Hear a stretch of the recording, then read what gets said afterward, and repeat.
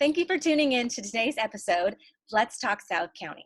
My name is Raquel Crowell, and my special guest today will be Torey Cetani, who manages the Morgan Hill, California Sports Center. Today, we'll discuss how COVID-19 has affected them and their new approach to keeping kids entertained as well as in shape. Please hang on while I patch her through. Hi, Torey. How are you? Good. How are you? I'm good, thank you. I want to thank you for coming on my show today. And also, I wanted to let people know, so you are the manager of the Morgan Hill, California Sports Center, and that's a indoor facility, right? Yes. So can you tell us a little bit about what you guys do there? Sure. So California Sports Center in Morgan Hill offers gymnastics classes for ages 12 months through our competitive team levels. My role there is I'm the site manager, so I oversee all the day-to-day operations with the class schedules, the instruction, and the staff, as well as coach my own classes. Okay, so you're also an instructor there. So tell me a little bit about, we all know that with shelter in place, things have had to come to a close, but tell me a little bit about how you guys are coping with keeping your business open during this time. So with everything closing, we had to stop all classes as of March 15th. So we've been doing everything we can to keep the kids connected online with a couple different options, both fee-based and free activities. Okay, and as an instructor, how has that kind of affected you and the way that you're teaching? As an instructor, it's been hard. You know, you miss seeing your kids. I feel like it's just like my kids' teachers, they miss seeing their kids every day. I miss seeing all the kids that I coach every week. I've got a couple online classes where some of the kids are coming consistently, so I do get to still see them and stay in their lives and get to spend a few minutes talking to them to find out how it's going. But it's definitely a different vibe sitting here in my dining room that is my office versus being on the gym floor really engaged and active. So it's been really different and hard. Yeah, so a whole different way of trying to teach them and get them engaged. So at your facility, you guys have, beams and rings and mats. How, if someone wants to take a class, what kind of instruction are you giving them? So we're breaking it up by age and by levels also. So our preschool kids are getting a full imagination, creative lesson plan from our preschool coaches that is just floor-based. I mean, they're doing games and activities and stretching and things that they can do safely at home during their Zoom classes, so that the instructors are actually able to see what they're doing and give them feedback. But it's definitely different. It's not all the apparatuses, it's just some floor-based stuff. With our rec school-aged kids, they're doing more of we're calling it kind of like a fitness class. So the idea of it is to keep them at some basic level of fitness, so when we do open up again, they can come back and be, safe doing their gymnastics that they left off doing. And how has this left the athletic, not the competitive classes? Because, those guys, they're serious business. They practice for hours and they are working up to meets. And from what I hear, those have been canceled. Their meets have been canceled. So how are those guys trying to stay in shape? So our competitive athletes, there's 2 different programs. Each season runs a little differently. The program that's in season right now got cut short. So a lot of these girls didn't get to go to their state meet or their regional meet that, families had already booked travel for. I know my own daughter, we were supposed to be in Arizona in a week and a half, and now we're not going. So that was really hard on those kids to have their season cut short.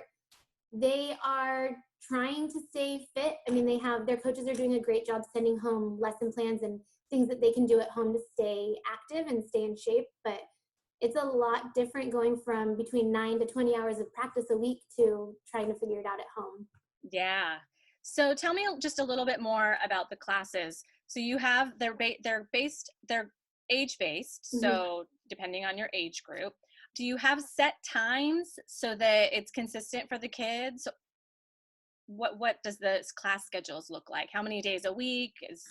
Sure. So the class schedules are set times. So we have a couple different offerings in the mornings and the afternoons. Between mornings are 10 and 11, and afternoons are 3:45 and 4:15, I believe. So the kids, you just like you sign up for a regular class, you go online and you enroll into that class. So every week that you show up in your Zoom class, you see the same kids and the same instructors. So there's some consistency with that. And all the signups are online from our website. Okay, so what is your website so that if people wanted to go there? The website is calsportscenter.com. Okay, I'll make sure that gets put in as well. And there's an at-home icon. So everything we're doing right now, there's an icon, CSC at home, that you can find all the information. Okay, so those are your pay classes. Mm-hmm. You sign up, you pay. Now talk to me a little bit about the free classes for those who maybe can't afford that option. Sure. We started right when everything closed down. We just wanted to get some online content up to get kids active and moving. So we started a YouTube page, which is CSC at Home.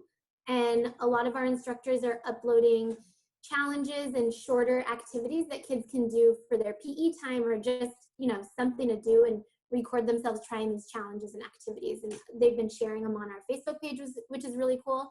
You can see all the kids trying these things out. Yeah, I think that it's great that you guys offer a free option as well as a more regular paid class. Mm-hmm. There's a lot of people right now that, everyone needs a little bit of help. People are laid off. There's, kids are stuck out of school and you need something. I have taken a look at some of those fun challenges and I think that they're great. I'm going to have to get Lauren into it. She's a little bit more limber than the boys are. So it's fun watching the kids try them. We've recorded quite a few. Yeah. I'm going to have to do that as well. So how are you doing as far as just staying home, trying to work, and you're with the kids? How's that going? It's rough. My office is now my dining room. I've kind of converted it into a space where I can hide, but the kids are close by because they're still doing their online school stuff. So it's been challenging to try and balance both school with the kids and get work done. And also I'm typically on my feet a lot more than right now. So that has been an adjustment. Yeah. And you have multiple instructors at the sports center there. How are they coping? Because this is different for them too. I don't want you to speak for them, but are you getting any feedback from them when they're giving their classes as to, this isn't working, we've got to change it up? Yeah, it's been really awesome to watch these coaches go from what they're used to doing and completely adapt. It's not in their comfort zone to be on camera and filmed and, doing things like this. So it's been great to see them learn how to adapt and how to make changes to their lessons. We always have two coaches in each Zoom lesson plan. So if something goes wrong and the instructor freezes, the other coach can jump in and help. So that's definitely something we've learned.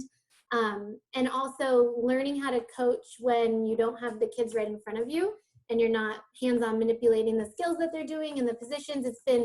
It's been challenging, but they're definitely learning new ideas and ways to figure it out. Yeah, I think everybody has had to adjust their teaching style. Even, I've spoke with several just regular teachers, they're like, I didn't sign up for virtual learning. Kindergartners, their attention span is like super small. So, in the preschool class, I bet it's kind of a little bit more fun, floor-based. They're probably, just really excited versus maybe some of the older kids. It's easier for the instructor to give them instruction and follow, I would imagine. Yeah, definitely. The preschool instructor has done a great job at creating these lesson plans that are still really creative and using the themes that we tie into our regular gymnastics classes. So that's kept the kids more engaged than I think just kind of standing in front of them and saying, jump up and down. So they've done a great job with keeping that same content going. Yeah, that's great. I think that just, kids are bored right now. And so this is a great option for a lot of parents to consider, and the free option is always great. But when you enroll your kids in a class, it gives them a little bit more of a schedule, or, that you can say, okay, look, no, we have to do this. And I think that some kids absolutely need that. So I'm glad. I'll make sure that I put up all the links, either in the video and also on my YouTube page, but really appreciate you coming on and just giving us a little bit more insight to what the sports center there does. I know it's all gymnastics, right? And floor activity and keeping them mobile and limber. But you know, it's also a big family there too. So it's hard to see your kids go and then you have to see them virtually. So I think it's great that you're still trying to connect through this time. But so thank you so much for coming on. I really appreciate it. I'll make sure that I spread the word, and I will see you later. All right. Thank you so much. You're welcome. Thank you so much for tuning in to this episode of Let's Talk South County. My name is Raquel Crowell. If you like this video, please make sure that you give it a thumbs up or help me spread the word by sharing it. Also, to get more additional videos in the South County area that I will be hosting, you can subscribe to the YouTube channel by clicking the button. Thank you so much, and I hope that I see you in the next episode.